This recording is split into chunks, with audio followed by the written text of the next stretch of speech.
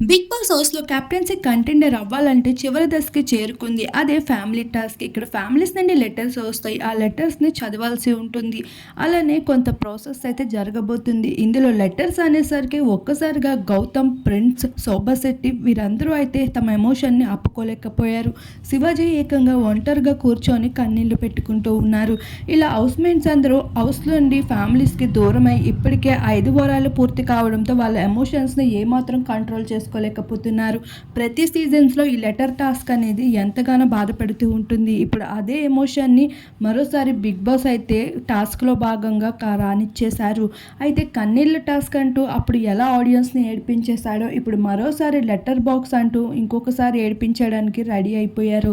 అయితే ఇక్కడ ప్రిన్స్ చూసుకున్నట్లు అయితే లెటర్ బాక్స్ దగ్గరికి వెళ్ళి చాలా ఏడుస్తూ కనిపిస్తున్నాడు.